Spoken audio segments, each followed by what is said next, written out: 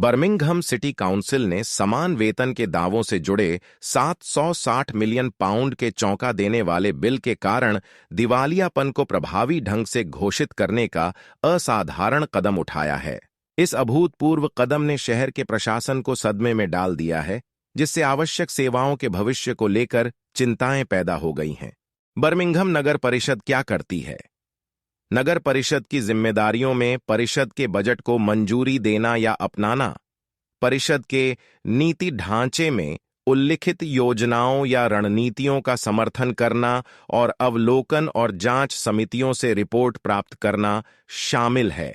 Birmingham में कितनी परिषदें हैं?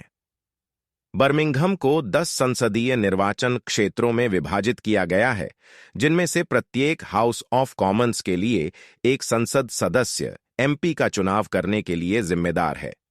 शहर को 59 वार्डों में विभाजित किया गया है। प्रत्येक वार्ड नगर परिषद में सेवा करने के लिए 1 या 2 पार्षदों का चुनाव करता है। बर्मिंघम सिटी काउंसिल यूरोप का सबसे बड़ा स्थानीय प्राधिकरण समान वेतन के दावों से जुड़े भारी वित्तीय बोझ से जूझ रहा है।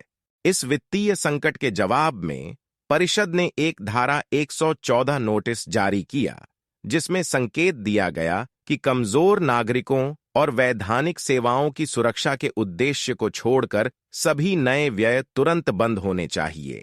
लेबर संचालित परिषद की वित्तीय समस्या चल रहे समान वेतन संकट और लगभग 87 मिलियन के अनुमानित बजटीय अंतर के कारण उत्पन्न हुई है। जून में परिषद ने समान वेतन के दावों से संबंधित संभावित देनदारी का खुलासा किया, जो 650 मिलियन पाउंड से लेकर आश्चर्यजनक 760 मिलियन पाउंड तक थी, जिसमें मासिक देनदारियां 5 मिलियन पाउंड और 14 मिलियन पाउंड के बीच की दर से जमा हो रही थीं। इस अर्जित समान वेतन देनदारी को निधि देने की परिषद की क्षमता इसकी सीमा तक सीमित हो गई है। इस अभूतपूर्व वित्तीय चुनौती ने संकट को प्रबंधित करने के लिए एक सख्त उपाय के रूप में धारा 114 नोटिस की आवश्यकता पैदा कर दी है। बर्मिंघम में वित्तीय संकट ने न केवल शहर की गंभीर वित्तीय स्थिति को उजागर किया है, बल्कि राजनीतिक आग भी भड़का दी है।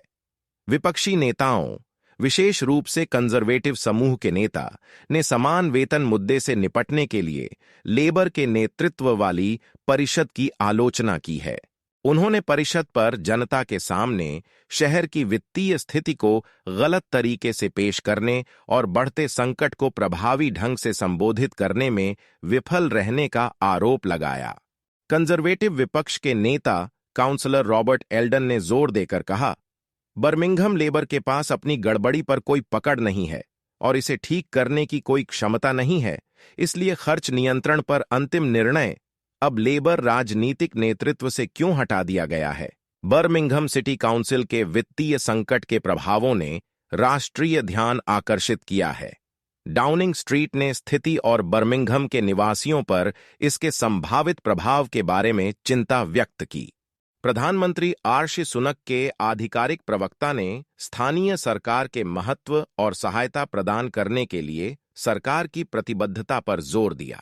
प्रवक्ता ने कहा, स्पष्ट रूप से स्थानीय सरकार हमारे समुदायों के लिए महत्वपूर्ण है और हम जानते हैं कि वे दबाव का सामना कर रहे हैं। सरकार ने अपनी ओर से 23-24 में परिषदों को अतिरिक्त 5.1 बिलियन पाउंड का समर्थन प्रदान करने के लिए कदम उठाया है, जो बर्मिंघम सिटी काउंसिल के लिए 9% से अधिक की वृद्धि है। समान वेतन समझौते के संबंध में बर्मिंघम की अनूठी चुनौती को स्वीकार करते हुए मंत्रियों ने स्थिति का आकलन करने के लिए एक स्वतंत्र शासन समीक्षा शुरू की है। समीक्षा का उद्देश्य संकट की व्यापक समझ प्रदान करना और संभावित समाधान प्रस्तावित करना है। आने वाले हफ्तों में इसके निष्कर्ष निकलने की उम्मीद है। जबकि बर्मिंघम सिटी काउंसिल की स्थिति पैमाने में अभूतपूर्व है, यह धारा 114 नोटिस का सहारा लेने वाला पहला स्थानीय प्राधिकरण नहीं है। हैकनी काउंसिल ने 2000 में ऐसा नोटिस जारी किया था। इसके बाद 2018 में नॉर्थम्प्टनशायर काउंटी काउंसिल ने जारी किया था। एसेक्स में क्रॉयडन काउंसिल और थुर्रॉक को भी अपने वित्तीय संकट का सामना करना पड़ा है, जिसके कारण धारा 114 नोटिस जारी किए गए हैं। वॉकिंग अपनी ऐतिहासिक निवेश रणनीति के कारण बेहद गंभीर वित्तीय कमी का हवाला देते हुए जून 2023 में इस सूची में शामिल हुई। और अधिक जानकारी के लिए मेरे चैनल को सब्सक्राइब करें। मेरे अगले वीडियो की सूचना पाने के लिए बेल आइकन दबाएं। मेरा वीडियो देखने के लिए धन्यवाद और तहे दिल से शुक्रिया। मिलते हैं अगले वीडियो में। जय हिंद।